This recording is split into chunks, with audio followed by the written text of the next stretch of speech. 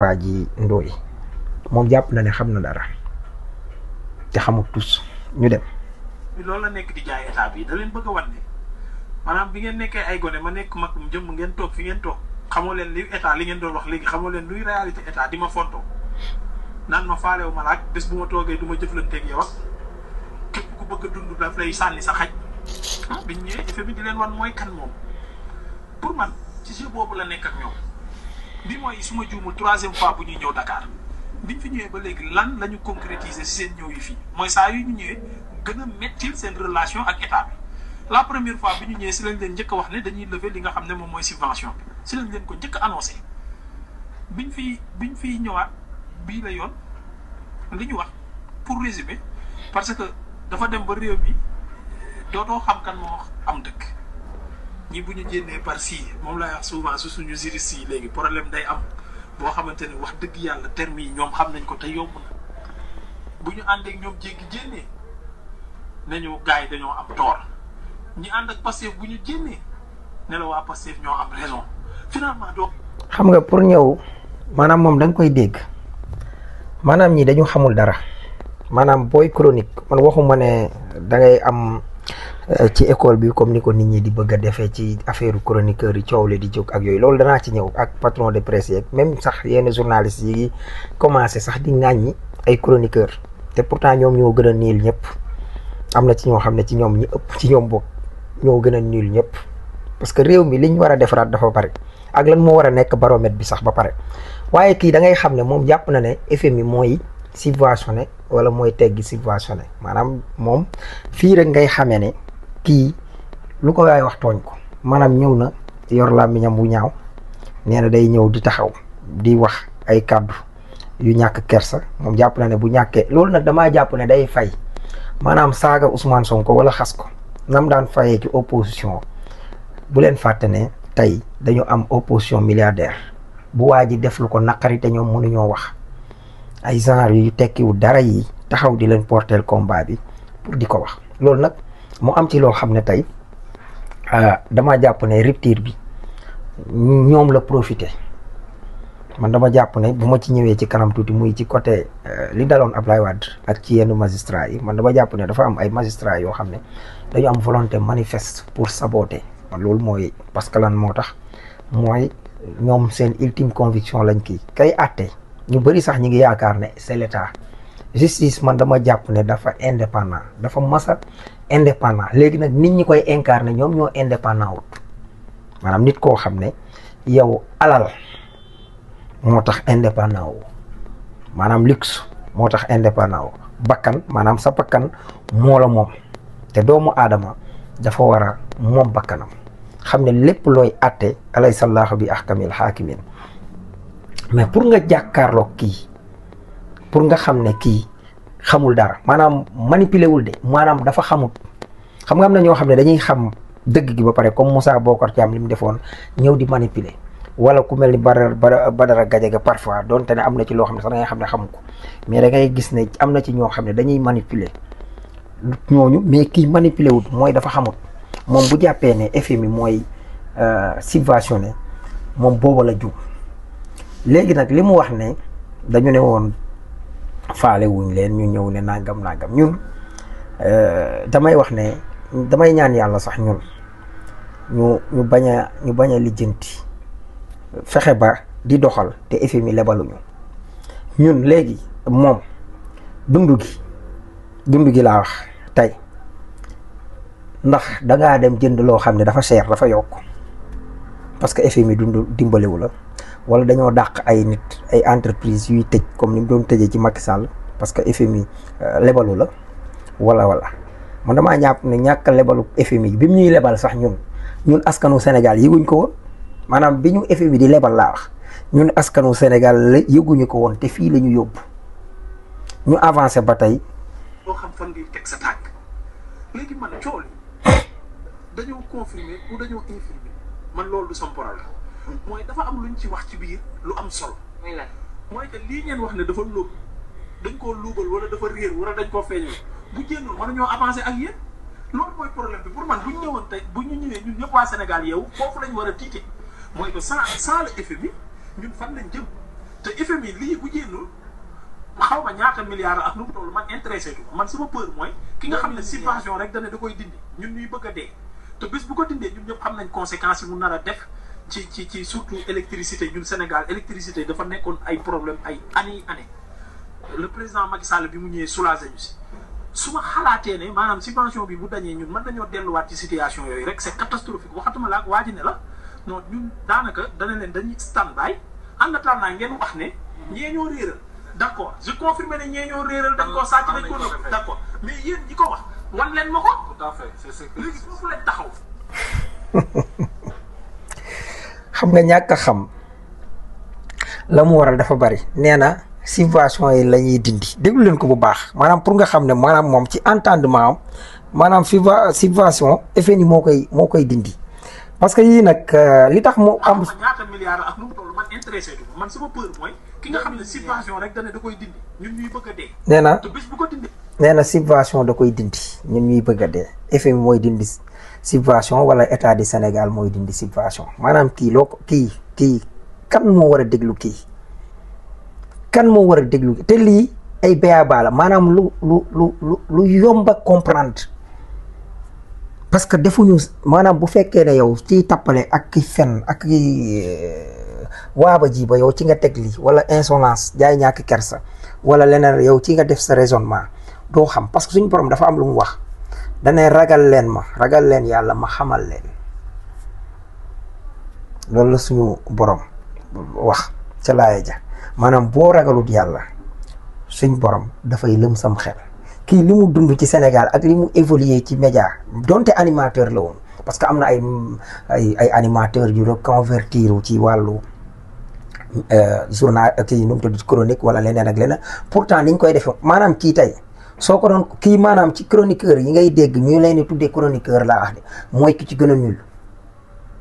Dabut Ahmed Aïdara fii xawtu déggal ma Ahmed Aïdara sax Assane Mesere fii Abdou Nguer naataango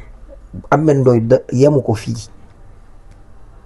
maanaam kii ci ngay xamee ne maanaam ku xamul maanaam kii am ko comme opposant wala am ko comme noonu da ngay sant parce que lu mu mën a wax ci wax ju ñaaw la koy mën a teg am na ci loo xam ne amul sens léegi nag mu ne suñu lebalut maanaam fan la ñu jëm loolu mooy question bi gën a taxaw moom tontu na boppam ñun dañoo toog am nañu at ak nàngam wàññi nañu ceeb di ko waaj a wàññiwaat légumes yi wàññeeku na li ñu signé woon ak Union européenne xanaa li gën a dee mi ngi noonu dañ ko daggal tey la jën di gën a bari population bi di ko dund te incha allah fii ak nawet laa wax li ñuy waajal ci nawet ci jiwu ak leneen tey li ñu tàmbali def ci assainissement ak yeneen sans FMI dimbale ñu te ma la koy waxal bor boo xam ne moom la fi Macky Sall bàyyi boru ren bi ñu war a fay mi ngi ci mooy 2025 mi ngi ci 3000 et quelques milliards jege na 4000 milliards 2026 dañuy fay 4000 milliards 2027 la ñu war a wàññeekuwaat tuuti demaat ay 3000 et quelques 2028 ba noonu parce que lan Macky Sall li mu fi wàcc gis nga bu ngeen doon ay gor lii ñu fi teg FMI wax ko confirmer ko muy dette cachée boo xam ne mi ngi fi nekk tey li ngeen di jaay ne loolu réew mi leen tax a jóg su leen taxoon a jóg même bu ngeen bañee ñi yéen a xam bu leen neexee ngeen contre ñii mais lu ngeen contre ñii benn contre leen ñële fukk muy Macky Sall liñ fi def fii ñu indi Sénégal léegi nag man dama jàpp ne am na ci ñoo xam ne bañuñ woon ku sàcc mais ku sàcc te joxoo leen loolu la ñu bañoon maanaam kon Macky Sall kon bi ñuy sàcc ak a tappale am na ñoo xam ne seen train de vie biñ daan doxantoo lii ci nga koy gis mais nag li gars yi di wax ñu yeggalee ci ngaaka bii di wax. te ñun ñëpp xam nañ conséquences yi mu nar a def ci surtout électricité ñun Sénégal électricité dafa nekkoon ay problème ay année le président Macky Sall bi mu ñëwee soulagé ñu si su ma xalaatee ne maanaam subvention bi bu dañee ñun mën nañoo delluwaat ci situation yooyu rek c'est catastrophique waxatuma la ak waat. léegi électricité may wax fii fi ko Macky Sall yóbbu amul benn régime bu ko fi mas a yóbbu peut-être ci soulager lan la tuddee soulager leen di laa mën a nangu muy coupure yi courant doon coupé les années 2010 jàpp 2011 te wax dëgg yàlla am ku waxal yàlla xam ne le plan Takkal bi nga xam ne mi ngi amoon ay mesures yu ñu jëloon pour terme mu doon les groupes conteneurisés ak moyen terme doon câble yi transporté ñu koy wax MT ak yu demee noonu wala long terme ci yenn centrale yi ñu fi tabaxaat centrale laa wax yi ñu fi tabaxaat mu waroon a continuer te dañu ñëw tak 2012 parce que booy doog a toog tak même pas 2 mois 3 mois affaire bi stable léegi nag après lu xew parce que au lieu dañoo dem tabax yi waat yeneen capacité wala rek mais dañu fi indi fii ay turki Karamul sip po xaw ma lan mooy ñaari bateau turki yi nekk fii xam nga bii lu ñuy lan la ñuy coûter 100 milliards année bu jot ñu fay ko maanaam jël ci poosu sénégalais yi indi benn bateau turki boo xam ne dafa ñëw gaare fii ñu koy jox suñu 100 milliards yoo xam ne 300 méga la West Africa Energy bii nga xam ne moom la ñuy waroon a tabax nga xam ne moom la kiy seq Samuel Sarr Khadim Balok Afrique Abdoulaye Dia ak Moustapha Ndiaye te loolu état Sénégal mënaloon ko boppam ci suufu Sénélec ñun Cap Bébis nga xam ne ñun fa la ñu dem jël centrale ba def ko fa te ñoom bi ñuy def sax ñu ngi ko bëggoon a def Mboro mais problème mu transport li ñuy wax les nu mu tudd pylône yeeg ak câble yi ko war a transporter yu demee noonu yëpp muy seer war a seer ci ñoom ñu ñëw ba biir surface su Sénélec nekk fa dëj jël suñu 35 ingénieurs ñu participer ci liggéey bi ñu pare ñun ñoom ñu ne ñoom ñoo ñuy jaay courant te courant du dara par rapport ak réew moo xam ne am nga gaz Macky Sall fi la fekk gazu Gadiaga muy taxaw ci plan Takkal bokkoon na li ñuy wax dañu nuñ koy réquisitionné li nga xam ne tey mooy gazu Gadiaga du temps de Karim Wade pour ñu Sénélec pour ñu ciy doxal centralu Sénélec yi Forteza ci boppam bañ yóbbu ñu ci yoon bi mu ñu yóbboo ñu gañe ko mais lan lañ gis Macky Sall bi mu ñëwee dafa def de telle sorte que ñu demaat ñu ne Forteza daf ñoo gañe nee nañ te Forteza ci kiiwu international yi muy li nga xam ne tey mooy suñu code yi wala suñu contrat yi dañu ne réew mooy génnee ressource réew moom moo am primeur maanaam moom mooy jënd ba doyal nga doog a jaay keneen te boo koy jaay li ngay jaayee ci àdduna bi yëpp loolu nga koy jaay waru ko weesu loolu dafa am lu mu may kooku ñu dem jëli bateau fii ci Turquie ñoom Mohamed Ahmed Chalit ak yooyu ñu teg ko fii chaque année di fay plus de 100 milliards ñun bateau Turquie boobu 85 la ñuy jaayee kilowatt heure centrale éolienne yi wala centrale solaire yii fi Macky Sall émigré yëpp ñu jàppoon ne ñoo ko moom amul benn buñ ci moom yii di ñu jaayee 60 francs ñii di ñu jaayee 85 yii di ñu jaayee centrale éolienne bi sax moo gën a tuuti lim ñuy jaayee maanaam kilowatt heure nekk 100 francs ci ñi nga xam ne mënuñu dem au delà de 150 kilos ñu weesu 150 kilos ñu leen di jaayee 140 ñu weesu entre boobu ba 250 kilos muy 140 bu ko weesu ñu di ñu ko jaay ay 167 te courant boobu kon lan la Macky Sall soulager dëkk bi lan xanaa yokk courant bi loolu pour dama ci bëgg a joggi rek ñu xam léegi nag waaju réew ji moo amlante ak yoon def lu dul yoon dawal sans permis am alkaati bu ci rax man ñu jàpp ko man sama rakki bopp laa wax yoo xam ne ñoo bokk jenn ndey